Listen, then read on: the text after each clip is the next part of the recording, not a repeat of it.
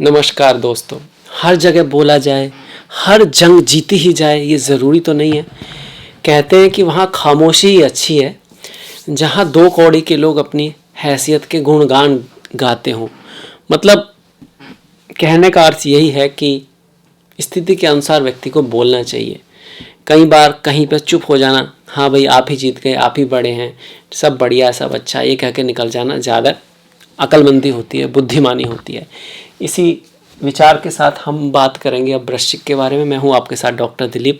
क्या लेकर आया है अगस्त का महीना वृश्चिक राशि वालों के लिए, चाहे वो उनका करियर है, जॉब है, बिजनेस है, काम धंधा है, प्रेम है, परिवार है, पारिवारिक जीवन है, शारीरिक सुख है, स्वास्थ्य है, या फिर आपका स्पिरिचुअलिटी, अध्यात्म है, एजुकेशन है, परीक्षाएं हैं, सभी के बारे में हम बात करने वाले हैं। सबसे पहले देख लेते हैं कि भाई कहाँ पर कौन सा ग्रह बैठा हुआ है। तो आप देखोगे कि चौथे भाव में शनि बैठे हैं, वक्री हैं, ढैया चल रही है आपकी, पर ये यहाँ पर शशनाम के महापुरुष योग में भी हैं। साथ में ही गुरु चांडाल योग बना हुआ है छठे भाव में, मेष राशि में, और कर्क राशि में नवम भाव में शुक्र बैठे हुए हैं।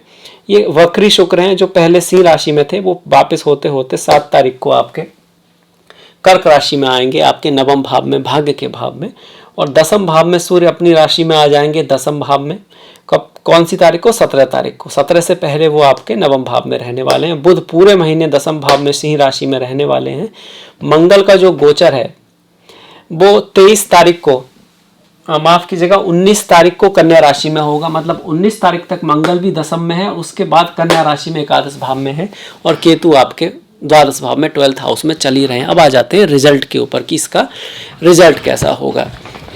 देखिए, अगर सबसे पहले स्वास्थ्य को देख लेते हैं, बोलते हैं कि जान है तो जहान है, मतलब स्वास्थ्य ही सबसे पहले इंपॉर्टेंट है। चाहे आप प्यार की बात करो, या फिर आप एजुकेशन की बात करिए, या जॉब की करिए, बिजनेस की करिए, सबसे पहले तो स्वास्थ्य है। स्वास्थ्य है तो फिर बात की बातें हैं। तो स्वास्थ्य के मामले में महीना अच्छा है, बढ़िया है।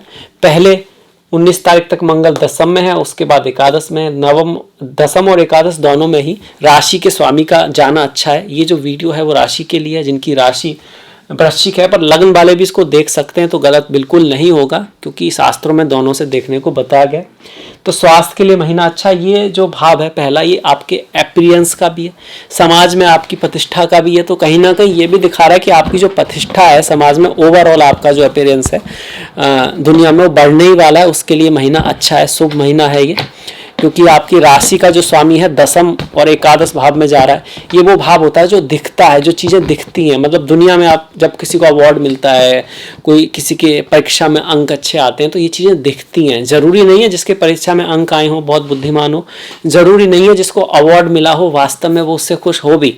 कई बार लोग सब कुछ पाके सोचते हैं कि जॉब भी आ पाया, घर भी बनाया, फैमिली भी हुई, पर इन द एंड कुछ ऐसा नहीं है कि कुछ बदला हो। जब सिर्फ स्टूडेंट थे तब भी ज़्यादा ही खुश थे, अब भी ऐसा नहीं है कि कोई ज़्यादा खुशी बढ़ गई हो। तो एक व्यर्थता का बोध आता है, वो आता है मोक्ष भाव से आता है। इसीलिए सबसे लास्ट का भाव है लाभ के बाद भी मोक्ष आता है, कि लाभ होने के बाद, सब कुछ मिलने के बाद भी कुछ बाकी बचता है, और ये एहसास होता है कि भाई जो कुछ पाया, इतनी मेहनत की, उसका मतलब मूल्य क्या था? कहीं सिर्फ ईगो के लिए तो नहीं था, मतलब दिखाने के लिए तो नहीं था, क्या रियली में सब कुछ बदला उससे मेरा? इस चीज़ को केतु मोक्ष के कारक है, और आपके लिए केतु वहाँ चल रहे हैं, ये बहुत अच्छी बात है। केतु का गोचर आपके लास्ट भाव में है। खैर, करियर के पॉइंट ऑफ व्यू पर आ जाते हैं हम। स्वास्थ्य के लिए अच्छा आ गया, ओवरऑल आपके लिए बढ़िया है महीना। करियर की बात करें तो करियर के पॉइंट ऑफ व्यू से भी महीना शानदार है, खास करके 17 तारीख के बाद, क्योंकि 17 के बाद दसम का स्वामी दसम में आ रहा है। सूर्य के जो कारक हैं वो भी वहीं पे बैठे हुए हैं, जो दसम सूर्य इसके कारक भी हैं, यहीं पे आ रहे हैं। तो यह निसंदेह आपके पद, प्रतिष्ठा, प्रमोशन, जॉब आदि मिलने को दिखा रहा है, फेम आदि मिलने को दिखा रहा है। आपका बॉस आदि से आपको सम्मान आदि मिल सकता है, इस चीज़ को भी दिखा रहा है। हालांकि कुछ मतभेद भी रह सकते हैं माता के साथ, अपने दोस्तों के साथ, फ्रेंड्स के साथ, अपने मित्रों से कुछ कटु अनुभव भी हो सकते हैं, पर काम के क्षेत्र में कुछ बड़ा अच्छा आपके लिए हो सकता है। मित्रों के बारे में मैंने इसलिए कहा क्योंकि शनि जो है चौथे भाव में बैठा हुआ है, जो कि आपके मन को दिखाता है, आपके प्रेम को, माता को, बंधुओं को, जो लोग आपके लिए अजीज हैं उनको, सुख को दिखाता है। ये कहीं ना कहीं घर, गाड़ी, भूमि, वाहन, बंगला आदि के सुख को भी दिखाता है। सुख में तो कमी दिखा रहा है, पर पराक्रम में, जहाँ जो आपका कर्म क्षेत्र है वहां पर अच्छा दिखा रहा है। वैसे भी कहते हैं कि जो लोग कर्म से दोस्ती करते हैं, जो लोग कठिनाइयों से दोस्ती करते हैं ना, तो ये जो सुख सुविधाएं तो उसके पीछे आती हैं अपने आप ही, पर उसका जो प्रेम होता है वो कठिनाइयों की तरफ ही होता है, चैलेंज की तरफ ही होता है, वही लोग कामयाब भी होते हैं।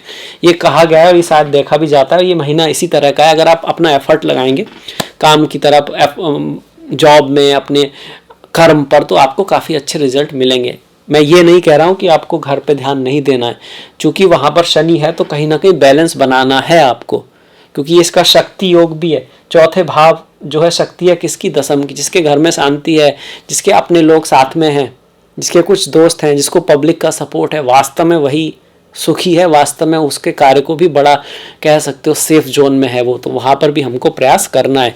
अब इसके बाद बिजनेस की बात करते हैं। हमने सर्विस की बात की, बिजनेस की बात करें तो शुक्र आते हैं यहाँ पर, सप्तम भाव है, पार्टनरशिप का भी सप्तम भाव है। ये भाव आपकी इच्छाओं का भी है। आशा तृष्णा ना मरी, मर मर गया शरीर। आशा तृष्णा भी जरूरी है जीवन के लिए, जीवन की इच्छा, कुछ पाने की इच्छा, ये सब, शादी विवाह पार्टनरशिप, उसका भाव जो है सप्तम है। उसका स्वामी कहाँ आ रहा है? आपका नवम में आ रहा है, दशम से नवम में आ रहा है, हालांकि वक्री हो रहा है। ये कह रहा है कि आपको रिश्तों में एक बार अवलोकन की आवश्यकता है, समझने की आवश्यकता है। शायद आपको किसी को माफ़ करना हो, शायद आप किसी से फालतू में कोई शक पाले हुए हैं, शायद आपको उसको छोड़ना हो, शायद आपको रिश्तों में थोड़ा सा बदलाव लाने की आवश्यकता है। ये इस चीज़ को दिखा रहा है वक्री। कुछ पुराने दोस्त, कुछ पुरानी यादें, कुछ पुराने पार्टनर आपकी लाइफ में आ सकते हैं। ओवरऑल ये भाग्यशाली है। आपको पुराने लोगों से, पुराने फ्रेंड से, पुराने दोस्तों से, पुराने कॉन्ट्रैक्ट आदि से लाभ होने वाला है। हायर एजुकेशन के लिए आप जा सकते हैं, पढ़ाई लिखाई के लिए भी महीना किसी हद तक ठीक है, अच्छा महीना है। बहुत बेस्ट मैं नहीं कह रहा हूँ, पर किसी हद तक ठीक है, क्योंकि नवम भाव हायर एजुकेशन का होता है और शुक्र का वहाँ पर जाना राजयोग है। केंद्र का स्वामी त्रिकोण में जाता है तो राजयोग बनाता है। बहुत बढ़िया। मैं क्यों नहीं कह रहा हूँ कि पंचम भाव शिक्षा का है और शिक्षा का स्वामी अपने से दूसरे में जा रहा है तो अच्छी बात है, पर छठे भाव में जा रहा है जो कि मेहनत को, हार्डवर्क को, लोग ऋण शत्रु को, डिटेल वर्क को दिखाता है, एक्स्ट्रा एफर्ट को दिखाता है। दाना खाक में मिलकर गुले गुलनार होता है। जब दाना खुद मिट जाता है ना, तब पौधा बनता है। तो एक ट्रांसफॉर्मेशन को भी दिखाता है ये भाव। तो अगर आप इतनी मेहनत एफर्ट कर सकते हैं तो फिर ये आपको रिजल्ट ज़्यादा बेहतर आएगा। ये कहने का मतलब ये कि एजुकेशन में, एग्जाम में, प्यार में, ये भाव प्रेम का भी है। प्रेमी प्रेमिकाओं में आपको थोड़ी परीक्षा होगी, एग्जाम होगा, एफर्ट लगाना पड़ेगा, कुछ कठिनाइयाँ आएंगी, जो उनको पार कर जाएगा उनके लिए रिजल्ट ठीक है। जो पेशेंस खो देगा, जल्दबाजी में पड़ेगा या मेहनत नहीं करना चाहेगा, तो फिर चीज़ें दिक्कत की तरफ जा सकती हैं। इसके बाद अगर हम बात करते हैं शनि की ढैया जो चल रही है, वो उसका क्या असर हो रहा है, तो इस महीने शनि की ढैया की बात कहें तो कहीं ना कहीं थोड़ा सा बेटरमेंट की तरफ चीज़ें जा रही हैं। कारण क्या है कि गुरु का जो नक्षत्र परिवर्तन हुआ है, गुरु शुक्र में आए हैं, इससे पहले केतु में चल रहे थे, तो शुक्र में गुरु का आना कहीं ना कहीं आपका पॉजिटिव है। तो ढैया में भी थोड़ा सा अच्छा ही चेंजेस आए हैं। साथ में सूर्य भी यहाँ दशम में आना आपके ढैया के असर को कहीं ना कहीं कम करेंगे। कम से कम वर्क प्लेस पर वो आपको सफलता की तरफ ले जा रहे हैं।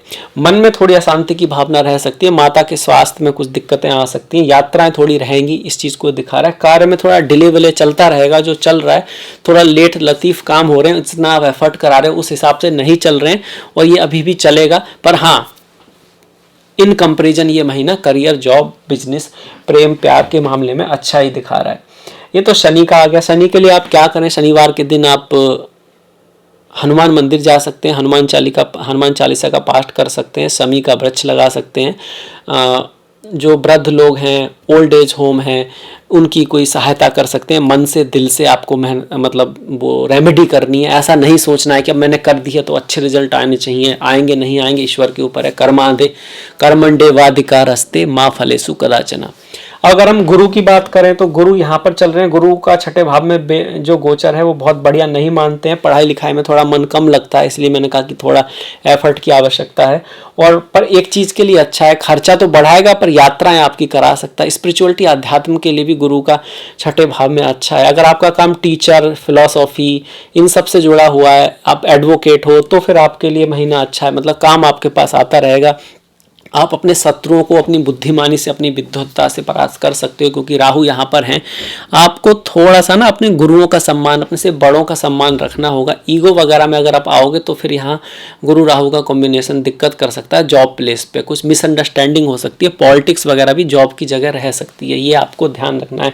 वाणी को मधुर बना के रखना है, डिप्लोमेटिक बना के रखना है। कई बार एक्स्ट्रा सच बोल देना, कड़वा बोल देना अच्छा नहीं होता है, जो कि कई बार वृश्चिक वाले बोल देते हैं, क्योंकि बहुत इमोशनल लोग होते हैं, इंटेंस लोग होते हैं। हालांकि आप वो हैं जो कुछ राज छिपा सकते हैं और दूसरों के राज जान जाते हैं, ये खासियत होती है आपकी। पर फिर भी इस समय ग्रह इस तरह के चल रहे हैं।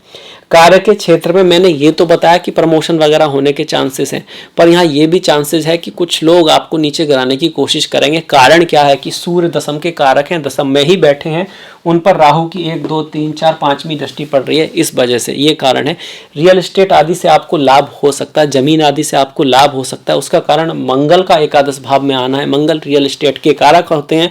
एकादश भाव आपकी इच्छा पूर्ति का है, लाभ का है, फ्रेंड्स का है, ग्रुप का है। तो आपके ग्रुप्स के थ्रू, फ्रेंड्स के थ्रू या जमीन आदि के थ्रू आपको लाभ हो सकता है। इंस्ट्रूमेंट से संबंधित आप काम में है, किसी अग्नि से संबंधित आप काम में है, रियल एस्टेट से संबंधित आप काम में है, आपका काम किसी तरह से कमीशन या लाइजनिंग का भी है, तब भी मंगल का एकादश में आना आपके लिए शुभ है, जो कि 19 तारीख के बाद आ रहे हैं। मंगल यहाँ बैठकर आपकी वाणी को थोड़ा कटु करेंगे।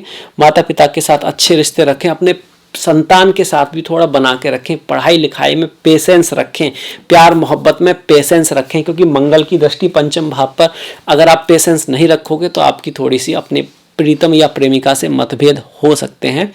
लड़ाई झगड़े के मामले में आपको विजय दिलाने में मंगल सहायता करेंगे, ये यहाँ पे दिखा रहा है। इसके बाद स्वास्थ्य भी हो गया। धन की बात कर लेते हैं। देखिए, धन का स्वामी छठे भाव में बैठा हुआ है, तो धन के लिए एफर्ट, हार्डवर्क की आवश्यकता रहेगी। धन के मामले में कोई भी बड़ा निर्णय लेने से आप बचें। इनकम के मामले में महीना अच्छा है। धन में और इनकम में अंतर है। इनकम तो आती है, पर अगर आप उसको बचा नहीं पाते तो आपका धन नहीं बन पाता। तो इनकम तो ठीक है, इनकम सही रहेगी। इनकम में यहाँ पर आपको कुछ मदद ही हो सकती है, कुछ अच्छा ही रह सकता है। इनकम बढ़ने या लाभ होने के मामले में कुछ तारीखें मैं आपको बता रहा हूँ, 6, 15 और 25 ये तारीखें बहुत अच्छी रहेंगी। साथ में ही 9, 18 और 28 ये तारीखें आपके पद प्रतिष्ठा प्रमोशन को यहाँ पे कर आपके बना सकते हैं। भाग्यशाली कुछ इवेंट हो सकते हैं 1, 10, 20 और 29 तारीख को, ये भी यहाँ पर दिखता है। आपका बिजनेस की अगर बात करें तो बिजनेस में कोई लाभ आपको मिल सकता है 8, 17 और 27 तारीख को। इस तरह के योग हम ग्रह नक्षत्र हमारे बनाए हुए हैं। अब बढ़ जाते हैं, देखिए त्योहारों की तरफ। इससे पहले मैं आपसे आग्रह करूंगा कि इस वीडियो में आपको कोई कमी नज़र आई है तो आप उसको बताइएगा, कुछ अच्छा लगा है तो उसके बारे में बताइएगा। ये भी समझिएगा कि एक जर्नल प्रेडिक्शन है, सिर्फ राशि के आधार पर हम बता रहे हैं, आपकी जन्मपत्री नहीं है, पर हाँ इससे कुछ संभावनाओं की हमको पता लगता है। और इसके बाद हम त्योहारों की तरफ बढ़ते हैं, तो लाइक कर सकते हैं, सब्सक्राइब कर सकते हैं और घंटी वाला बटन दबा सकते हैं। अब बढ़ जाते हैं त्योहारों की तरफ। 15 अगस्त तो है ही, सभी जानते हैं। साथ में हरियाली तीज है 19 तारीख की, और 29 तारीख का रक्षाबंधन है और ओणम है। नाग पंचमी पड़ रही है 21 तारीख की। जिन लोगों की कुंडली में काल सर्प दोष वगैरह होता है वो नाग पंचमी के दिन फास्ट वगैरह करते हैं, पूजा वगैरह करते हैं। हालांकि वो लोग तो कई बार हर दिन भी भगवान शिव की पूजा और नवनाग स्तोत्र का पाठ करते रहते हैं। इस बार 2 पूर्णिमा है, 1 तारीख की और 30 तारीख की। 11 तारीख की परमा एकादशी और 27 तारीख की श्रावण पुत्रदा एकादशी, मतलब संतान प्राप्ति के लिए भगवान हरि विष्णु का व्रत है, जिसकी आप कथा पढ़ सकते हैं और पूरे मन से व्रत करेंगे तो आपको लाभ होगा। संतान आदि के लिए इस महीने मैंने नहीं बताया। देखिए, संतान आदि के लिए आप ये नहीं कह सकते बहुत ज़्यादा पॉजिटिव योग है। शादी विवाह के लिए जो है ठीक ठीक कहेंगे। यहाँ रिश्तों में हमें थोड़ा सा समझदारी की आवश्यकता, देखने की आवश्यकता है, क्योंकि सप्तमेश जो है वो वक्री चल रहा है। हाँ, एक चीज़ यहाँ पे दिख रही है कि फॉरेन से आपको लाभ हो सकता है। भाग्य की कोई अपॉर्चुनिटी विदेशों से आ सकती है, बाहर से आ सकती है, दूसरे स्टेट से आ सकती है, जो कि 8, 17 और 27 तारीख को इसकी पॉसिबिलिटी बनती है। अब बढ़ जाते हैं 13, 28 तारीख का प्रदोष व्रत है आपका, और 14 तारीख की शिवरात्रि है, 4 तारीख की संकष्टी है, 16 तारीख की श्रावण अधिक अमावस्या है, और 17 तारीख की सिंहा संक्रांति है। सूर्य सिंह राशि में प्रवेश कर रहे हैं, इसलिए हम इसको सिंहा संक्रांति कहते हैं। तो ये हो गया मेरी तरफ से वृश्चिक का राशिफल अगस्त के लिए। आई होप, मुझे आशा है आपको पसंद आएगा, आपको अच्छा लगेगा। प्लीज़ लाइक कीजिएगा, सब्सक्राइब कीजिएगा, घंटी वाला बटन दबाना नहीं भूलिएगा। नेक्स्ट वीडियो तक अपना ख्याल रखिएगा, अपनों का ख्याल रखिएगा, सभी का ख्याल रखिएगा, कुछ नया अच्छा सीखते रहिएगा। आपसे मुलाकात होगी अगले वीडियो में, तब तक के लिए नमस्कार, धन्यवाद।